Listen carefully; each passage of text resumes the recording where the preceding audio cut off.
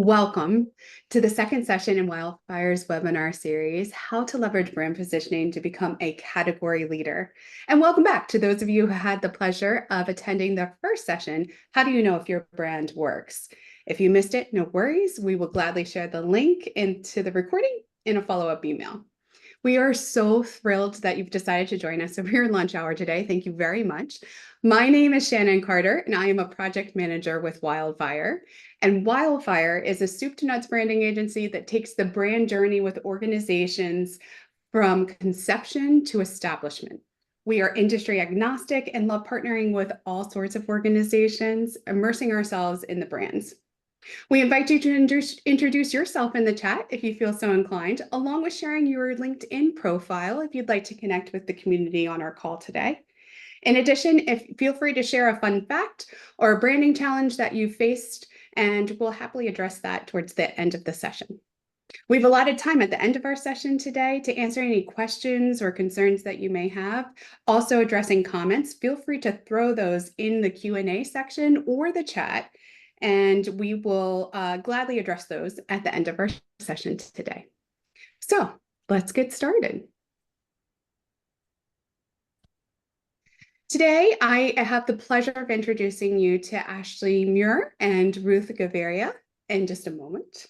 After our introductions, we will go through 5 KPIs of good positioning, how to leverage brand positioning to become a category leader, take action to become a category leader, and our question and answer session.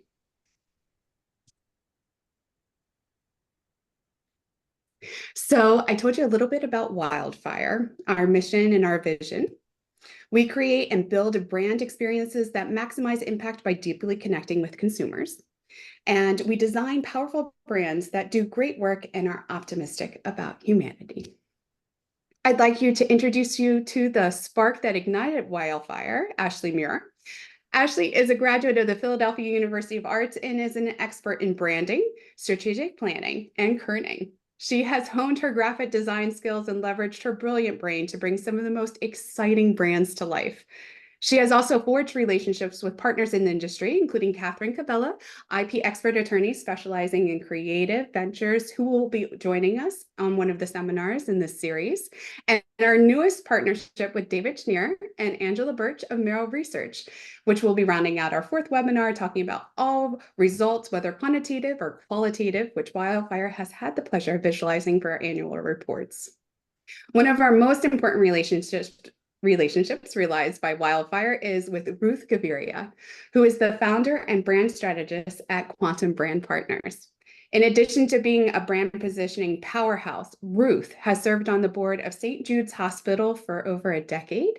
She has launched and relaunched over 30 brands in the United States and globally, including Miller Genuine Draft, yum, Colga toothbrushes, and the Sound Exchange, and most recently, the Elevate Prize Foundation. She is an award-winning transformation and brand leader with over 25 years of experience managing complex organizations. With her high emotional quotient and an empathetic nature, Ruth can hone in on challenges and solve them easily and intentionally. Welcome, Ruth. Without further ado, let me take this opportunity to turn this over to Ashley and Ruth. And thank you again for joining us for how to leverage brand positioning to become a category leader. Ashley, take it away. Thank you so much, Shannon. Really appreciate that meaningful intro. So hi there, Ashley Muir for the familiar faces. And for those who are new, I'm the principal and founder of Wldfyr, a branding agency located in the Philly metro area. To share a little bit about my background, I started the business as a Teletivity in 2013. I cultivated my design skills at the University of the Arts in Philadelphia and began my career designing custom typefaces for brands like Merrill Shoes, Giant Bikes, Microsoft, and Disney. After 6 years, I decided I wanted to do more with my career and decided to start working on growing my network and my portfolio by volunteering at a local nonprofit. I then became the youngest member appointed to the board of Sisters U, and my success refining the Sisters U brand and growing the membership ultimately led to me launching my own business. In 2023, to mark our 10-year anniversary, Intellitivity was renamed and rebranded as Wldfyr in order to represent all the branding capabilities we have to offer and the talent we added as a team. Ruth Gaviria is one of those partnerships that we added to the team, and we're thrilled to have her here to be able to share her expertise with you. Today, we have contributed to the design and development of over 50 brands nationwide. So in order to understand how to leverage brand positioning to become a category leader, we're going to first identify the 5 KPIs of good brand positioning. Today, some of the best examples of brand positioning are brands like Liquid Death, the badass water brand that's anything but boring, Manscaped. They've taken a regular beard trimmer and created a whole new category focusing on the tightening up of that unruly body hair. And another great example is the Athletic Brewing Company, the NA beer that became the #1 seller in Whole Foods by creating a beer that didn't look or taste like your typical NA beer. They basically made sobriety cool. So we're going to take a look at these 5 key performance indicators and then also how you can leverage those to create good brand positioning. So when we think about following, should we chat a little bit about that? Make this a little bit more interactive? I'm wondering, Ashley. Absolutely, Ruth. Yeah, I mean, cult-like following is, nirvana, where people want to go. And in order to do that, you really need to work on emotional connection with your customers, truly understanding why you want customers to follow you. Do you want to interact with them? Do you want to make them part of the brand experience? And how you do that? I think that these are the foundational questions we need to ask ourselves as we think of a launch or a relaunch of a business or a brand, because this is really truly about an experience and it's much more than just a logo. Absolutely. So when you're trying to create a cult-like following, we really take a look at customer loyalty and retention. And this is the KPI that tracks how well your brand retains customers over time. And so things like repeat purchase rate, customer lifetime value, and churn rate are metrics that you keep an eye on to monitor your customer loyalty. I recently heard that the best way to create a following is to identify your enemy, which I thought was really, really interesting.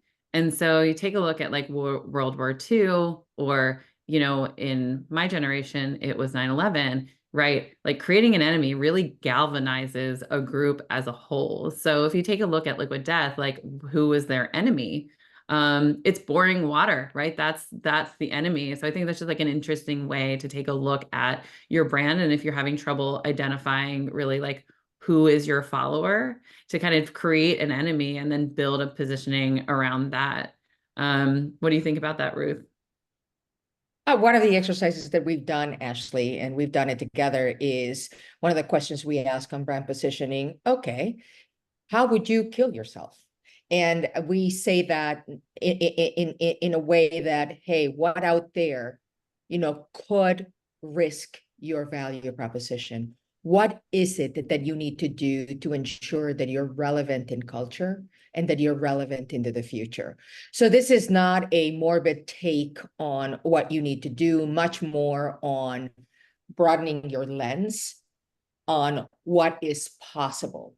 And that anticipatory guidance will lead us to a place where we can co-create with our customers and we can co-create something different in the category. And that's exactly what Liquid Death did. They created, and I know that we're focusing on death and war and stuff, and it's just that name actually evoked sort of the platform to have this discussion. But what we're really talking about is truly understanding the category you're in and the culture that you're in.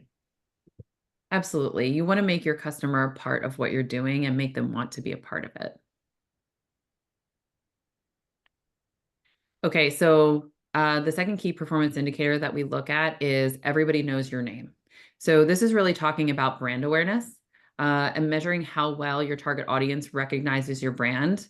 So some of the metrics that you may use to evaluate this would be brand recall, brand recognition, and top of mind awareness. Brand awareness can be difficult to measure, but it does increase with brand visibility. However, if your brand positioning is unclear or doesn't resonate with your target market, you're going to have to spend more on marketing in order to gain market share, which can be a challenge if you're trying to break into a really competitive market, because you may never actually get there, right? So different ways to measure this metric would be surveys, social media metrics. There's also search engine analytics, and social media metrics are really, something you can use to identify how well your brand awareness is doing. One of the things that has evolved in terms of brand equity, right, regard, recognition, and promotion is neuromarketing. And one of the things that we know is everybody knows your name, what does that name evoke? Where are all of the touch points on that brand that obviously is inclusive of name, messaging, and iconography, and how building this equity, this recognition, regard and recognition truly translates into growth, and it translates into profitable revenue.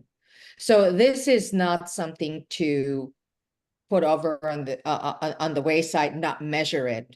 However we measure this is important in building a plan for today and a plan for tomorrow. So again, if there's one thought here that in our experience is super important, is coherence. Is your brand coherent? The messaging, the iconography, the values, the ethos of your company, what is happening inside, and how that's reflected outside. Absolutely. It all goes to impacting your brand awareness. Right.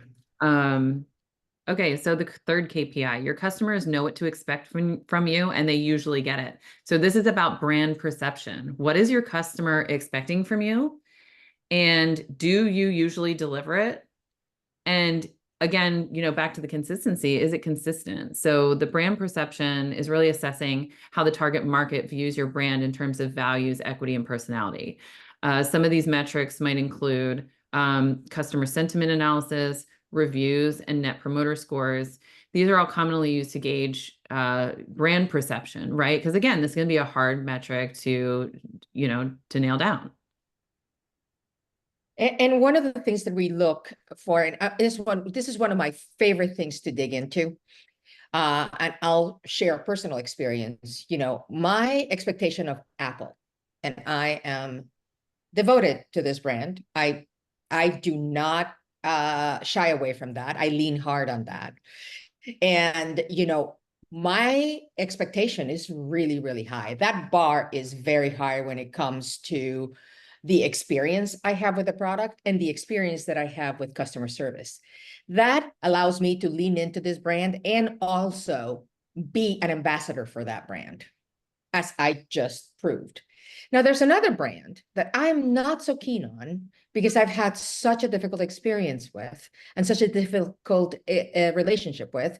That's in Xfinity. My expectation is that I need to avoid customer service at all costs. And that when all else fails, I will push button number 2, which says, and para la gente que habla en español, oprima 2, because I know I'll get to a customer service person faster. So again, desires, what the expectation that the customer has on a brand truly is an indicator of the type of relationship you have with that customer. Absolutely. That's such a great point. And making your customers, want to take that, take your brand and, be an ambassador for your brand goes a long way to shaping your brand perception. And, that story that Ruth shared, right, that experience that she shared is really about,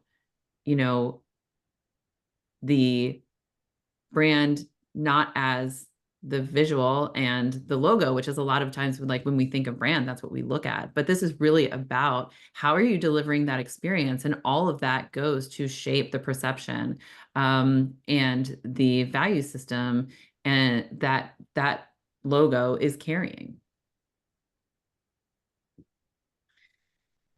So the fourth key performance indicator is there is a high value associated with your products and services.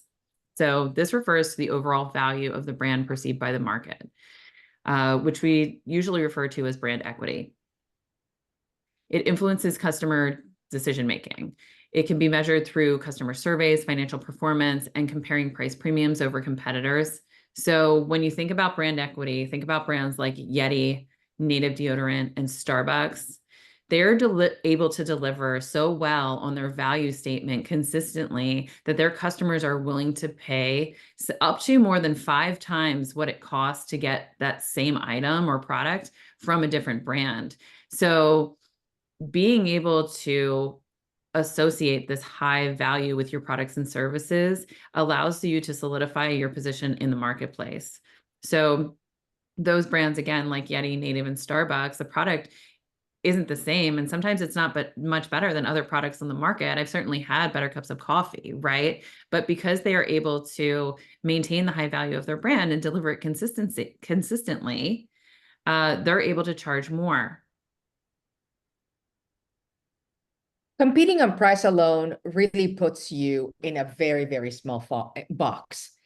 When we think about the value associated with a product or a service, we really are looking at relatability, status, confidence, and trust. And those are areas in which we want to make sure we are in alignment with our customer. And that is really fertile ground for us to actually develop an even more tight-knit relationship with that customer, and the high value is rewarded. So I have a good product that I trust. I can relate to this product. This product is part of my lifestyle. I am confident that if something goes wrong, I will be taken care of. And from a status perspective, this brand represents me. This is me. And that is really the place that we want to play in. A great place to play in from a branding perspective. Excellent. Thank you. So number 5, you are a category leader in a super competitive market. So one of the key values that good brand positioning brings to a company is that you're able to compete in a super competitive market. Again, Liquid Death is a great example of this. Think of all the water bottle brands out there. There's Evian, Aquafina, Deer Park, right? Still, Liquid Death is able to launch in 2019 and grow into a $1 billion beverage brand. And obviously, that's taking a look at brand positioning on this grand scale. And they really took a look at the opportunity and identified an opportunity in this market. But you have the ability to leverage that same brand positioning, these same skills in order to corner the market or create opportunities for your own brand. And so when we start to evaluate this KPI, we're really looking at market share. And this measures your brand's share of the total market in its category. Increasing market share is a strong indicator that you have effective brand positioning. And sales data and competitor analysis are used to determine this KPI. So the inquiry here is, who's your tribe? Who are you going to super serve? And what does that tribe care about? And sometimes category leadership can be pretty uncomfortable because it might mean a really strong pivot towards developing a product for women, a very strong pivot to truly look at your supply chain, to really, really lean hard on environmental friendliness. And so as you look at your category is happening in context with culture. And a competitive marketplace might look more than just the water, more than just the bottle. It might look like the whole entire ecosystem of consumption. So when we look at a category, we look at 2 things. We look at the category in context of an entire industry. And when we look at a customer, we look at that customer in context of their needs and desire. And that is how we connect brand positioning, really good brand positioning that delivers impact, to category leadership. Excellent. So how to leverage positioning to become a category leader, right? We talked about these KPIs, right? And how do we now then take what you have, identifying some opportunities to improve and do better? So the first step is to identify the opportunity. And a lot of businesses don't take the time to do this. And, they should, uh, because identifying the opportunity in the marketplace allows you to meet the need of the consumer. And so you do this by identifying your competitors and evaluating their brand positioning. What market, what segment of the market are they already serving? And where are their gaps? So determine what portion of the market is excluded. And then you're going to create a strategy that targets that missing market segment. So a lot of businesses say, okay, what am I good at? What do I do? How do I position my business in the best way that I can position it for myself, instead of taking a look at the market and identifying the opportunity first before you decide how you're going to position your company to that hungry marketplace, identifying the opportunity and identifying the need. And that's really the best place to start in terms of brand positioning. I love that you say that and you use the word hunger, because it's true. I mean, one of the things that we invariably face is many brands, many companies suffer, and we all do some to a certain extent, terminal uniqueness. Oh, but I'm very different. Oh, my brand is different because my brand actually has X, Y, or Z. And invariably, when we do an in-depth category analysis, invariably there is one person on that branding team, on that marketing team, who says, oh, I didn't know that that brand was also doing that. Mm-hmm. Because the communication is really collective. We are in a collective life experience. So that brand is experienced in the collective. So if somebody is going to be looking at supply chain, chances are another brand is going to be looking at that. So remaining really close to your customer and interacting often with that customer is the way to better understand what is changing, what's evolving, and what new need and desire is calling you forth to meet. Absolutely. So I that think a is lot of, yeah, right. I would just double down on that, Ruth. Yeah, because, a lot of individuals take a look at, well, what does the consumer need, or what is the consumer need? But without evaluating your competitors, you really don't know, right, if there's other individuals who are trying to meet that need in the marketplace. And a really good example of that is Yeti. So here's a little example of like how we might work through that. And obviously this is fictional, so right.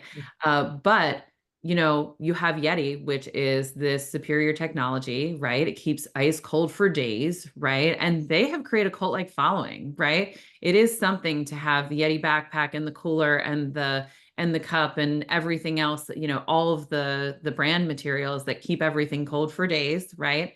And you've got this like kind of rugged masculine brand. You can see the type of person who is carrying around a Yeti, right? So then, in those days, right, Yeti was the first to bring this technology to the table. And so that really was their brand promise. Like, we can keep this ice cold for days, right? But they also aligned it with this personality of this, right, masculine, rugged lifestyle. Which was kind of unique for the time, right? Because you had the Igloos and the coolers or and the Colemans of the world, who were kind of the old school coolers, right? And Yeti kind of created this whole new category. And so there then to fill the gap, right? Arctic looked at it and said, okay, well, you've got Yeti, right? Which is so much more expensive than the Coleman and Igloo, right? So you're identifying that gap, right? And so they identified that gap and said, okay, we're going to bring the exact same technology, right? The same, rugged masculine lifestyle, right? But we're going to give it to you at a price that's more affordable, something that kind of fills that gap in the marketplace. And so I think that was a very unique way to kind of grab that market. And if we were evaluating the market now, where we'd see, okay, there's Yeti, Arctic, right? And obviously there's the Igloo and the Colemans of the, the original old school guys.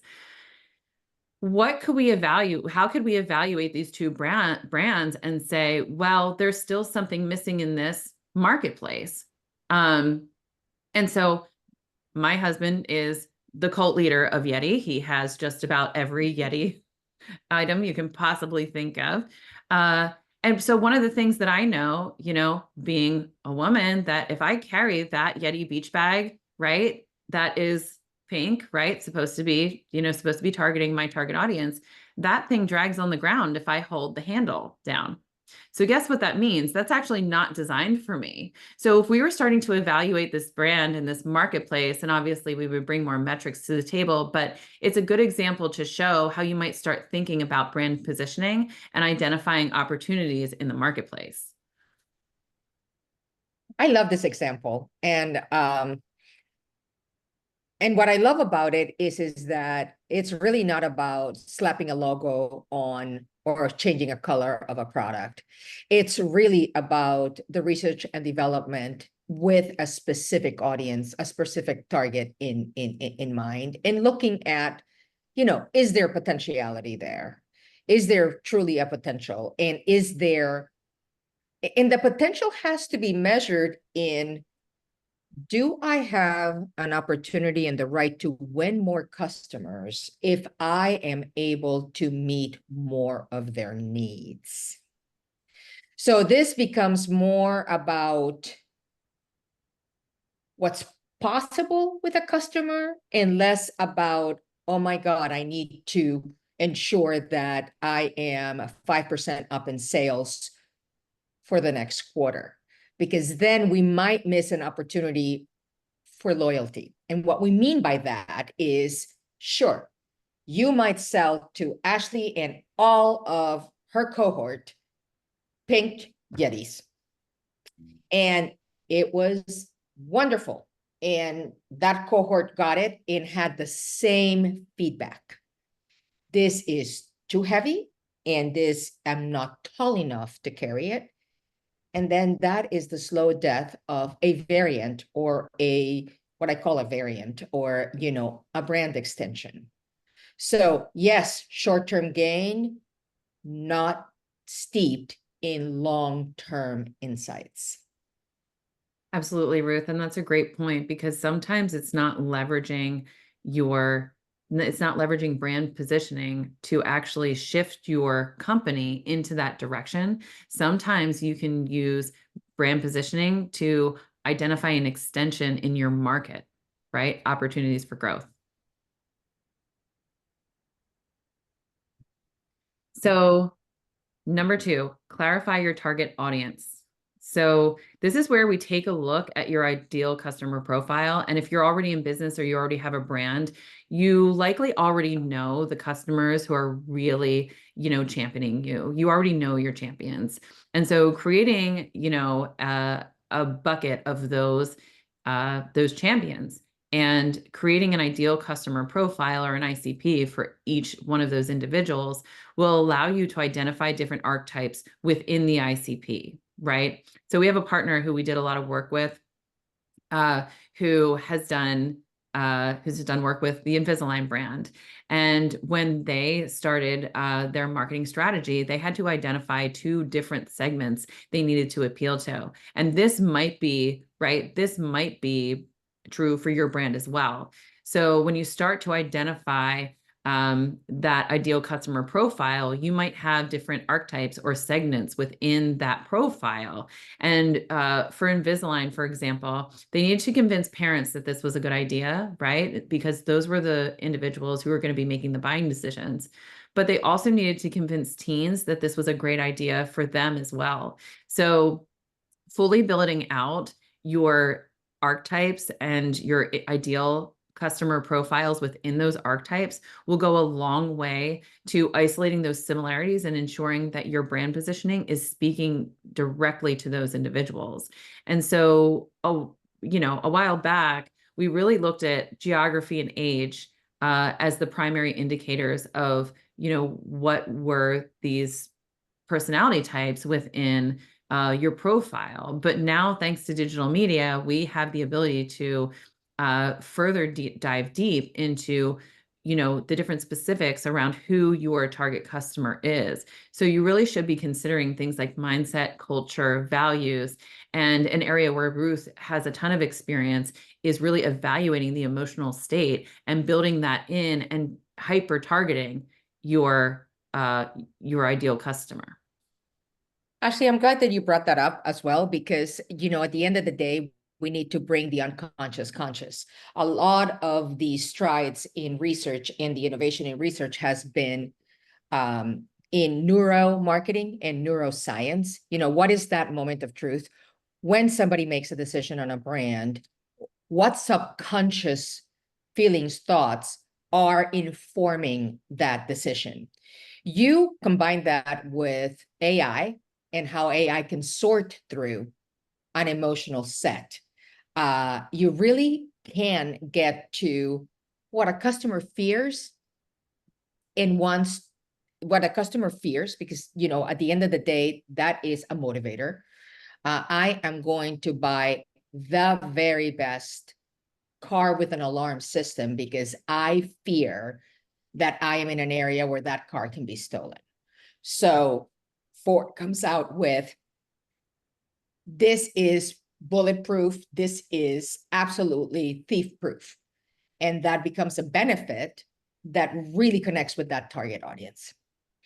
Then there is the solving a problem approach. So what is it in an emotional state? If what is it that customer needs to be begs to be solved? And it could be as simple as a beauty product that really smooths your wrinkles and doesn't irritate your skin. So it becomes a dual benefit. In the emotion is, I am going to look more beautiful and I am not going to be perceived as older, and I am not ruining my skin. So that is the rabbit hole that we go to. Absolutely. And that's important.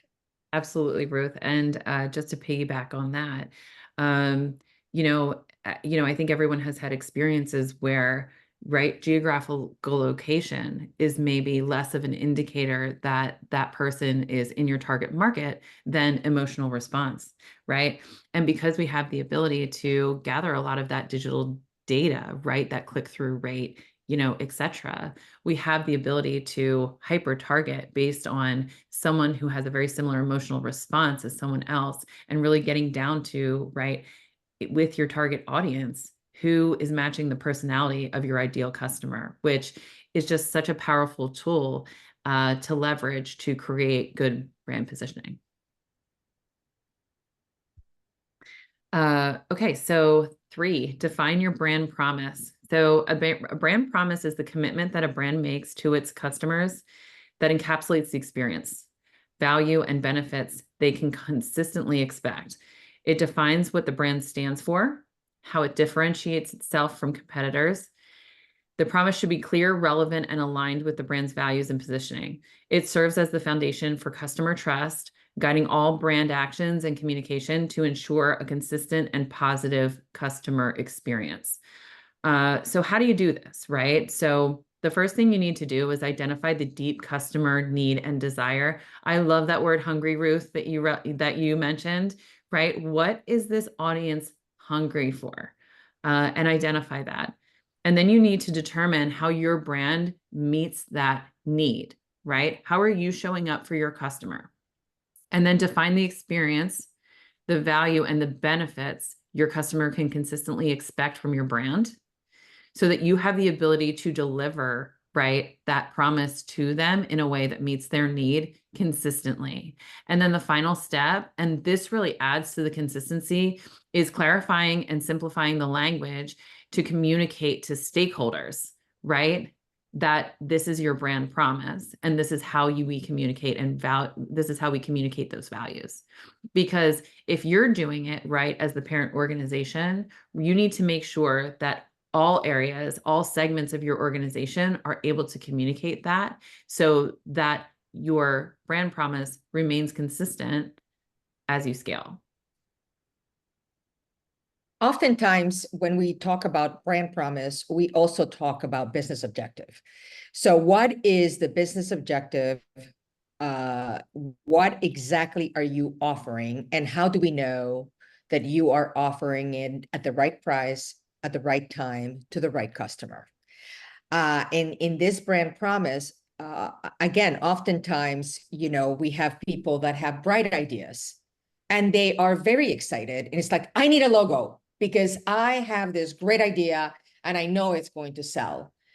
And our job is to actually walk that cat back and go and get to this place. Who are you for? How do you know that they need you? How will you spark that brand desire? And how will you emotionally connect with that customer? And in which ways are you going to establish a relationship on social media? Are you going to establish a relationship on retail? How is that brand going to show up? So this is a deeper, more fertile ground to understand your business plan, your strategic plan, and to ensure that whoever your stakeholders are, that you truly have the backup and the narrative that goes with the backup, that this business model is solid and is going to deliver. So at the end of the day, one of the things that, and I'll tout you, Ashley, and Wldfyr, and Wldfyr, that you guys truly ground your design in business growth, that you do not want to design anything that is not equaling enhanced growth and enhanced customer base. And I love that about us working together. Yeah, absolutely, Ruth. And it's because from experience, we've seen businesses, right? And Ruth, I'm sure you have too, where we kind of get called in after they've spent 10 years of time, energy, and resources spinning their wheels and not meeting their goals because they haven't defined who they are in the marketplace. And so being able to get your positioning right from day one just means that you get to experience success sooner. Yeah. Okay, number 4, solidify your why. So solidifying your why ensures perpetual brand relevance. Companies today need a brand that evolves over time and defines their internal culture. So solidifying your why really allows you to maintain relevance, right? It makes all of those decisions, those business decisions and goals that you set and make from the same touch point, so that, whether it's today or 20 years from now, if your why is solidified, you can follow the transition of your ad campaigns and understand that it's all hitting the same note. It's all clarifying their target audience. I feel like Coca-Cola is a really good example of this. The first Coke was sold in 1886, which means that business has been around for almost 150 years, which is kind of wild. And the definition of what it means to be an American company has evolved so much over time, but Coca-Cola is very much, a symbol of American culture, as it was, back then, with the brand. So, right, how do they do that? How do these big companies, put out campaign after campaign after campaign and maintain that same brand relevance, right? They do it by solidifying their why. And so just to read the mission statement of Coca-Cola at present, it is to refresh the world, to inspire moments of optimism and happiness, to create value and make a difference. And that's really the core mission that they weigh all of their actions and decisions against. If you have the ability to do that from a leadership perspective, you have a good chance that your brand positioning will stand up to the test of time. So just to quickly roll through, how you do that. So the first thing is define the reason you are in business. And then you're going to want to clarify the reason your stakeholders choose you, right? It's important to understand why you're in business, but then you also have to really understand why people are choosing you and get that in alignment, right? Then you want to identify your mission, vision, and core values. And then you're also going to want to consider your hierarchy of values. So this is something that's super interesting. A lot of times when you pull together core values, you're going to have, between, 3 and 5, key points that, you're really driving your business to deliver on as a whole, right? Defines your company culture. Well, so say one of your core values is sustainability, right? And the other one is high quality, right? So you may get to a point where the highest quality packaging, right, is not super sustainable. And so you have to make a choice. Do we go with really high quality packaging, or do we go with sustainability? And so you also have to develop within your organization, consider the hierarchy of those values, and to ensure that those decisions that you're making are going to be consistent time over time. Because when there's inconsistency within those choices, that's when your audience starts to say, hey, wait a second, we feel like we're being duped here. This feels like, a company that's not being truthful to us. And that can really hurt your brand equity. So it's important to take a look at that as well. You said it best, Ashley. I don't have anything to add to that. That is so true. I love it. All right, number 5. So create your personality. And so this is really where you're translating your positioning into a visual identity and brand experience that doesn't exist in the marketplace. With so many platforms available for communication, it's more important than ever to define your brand personality, right? Create your identity. Who are you? Define how you show up both visually and verbally. Decide what your brand looks and sounds like, right? And then clearly define what your brand does and does not look like, so that everyone who's representing your organization, whether it's, clients who are ambassadors, or whether it's stakeholders or individuals that you hire to further the communication of your brand, that you're maintaining consistency, that they're all representing, from the same personality, so that your brand looks like a unified organization. So all the steps that we went through before we got to this slide gets us to this. So oftentimes when we are asked, oh, we just need a logo, or maybe AI can create a logo, and all I need you to do is just give me the words and, tweak it a little bit, and there we go, we're done. And that's very much putting the cart before the horse and not truly understanding the runway of your business. Do not sell yourself short. To get to this place, you need what we call the brief of what happens before, and your brand lens, your vision, mission, values, those become, and positioning them become critical to get to this personality.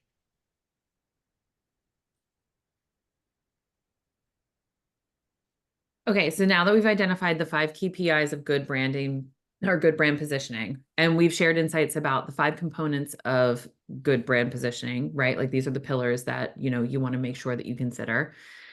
You're probably wondering, how do you take action, right? How do you take action this year to take advantage of some of these brand positioning opportunities? So we have a few. So first, you can schedule a strategy session. If you're still not sure about what it is about your positionings holding you back, but you know that those KPIs, right, you've got some holes in your KPIs, you may want to schedule a strategy session. And that's where we would evaluate your position in the marketplace. We'll identify market opportunities, eliminate inconsistencies in your current positioning, and clarify your brand promise. And then you have a roadmap, right, of finding out, okay, this is exactly what's going on in our brand positioning, and let's try to, make a plan to fix it, right? That's really what we focus on in the strategy session.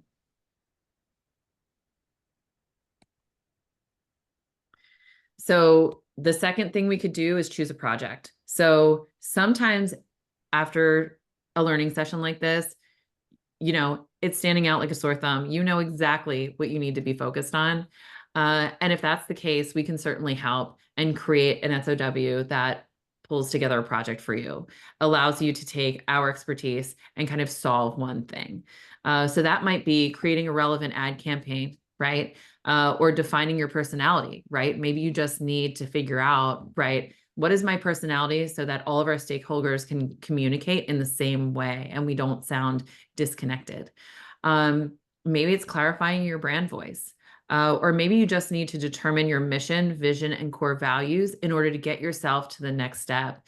When we rebranded with Wldfyr, we developed the mission, vision, and core values, right? Which we had never done for Intellitivity. And clarifying these key components of our brand positioning made it so that our partners, our clients, and our talent were all working towards the same goals and understood our value. It was infinitely, infinitely valuable to our strategic growth this past year. So the third thing you could do is hire a brand partner. So this is where, it's clear to you that your team needs a partner to take your brand positioning to the next level, and we're here to help. Hire us as a brand partner. We have the ability to schedule a strategy session, work through that with you, break down your strategy into actionable steps, and then you gain access to a dynamic team of professionals that will transform your brand into a category leader. Great. So we also have an offer that you have the ability to take advantage of today.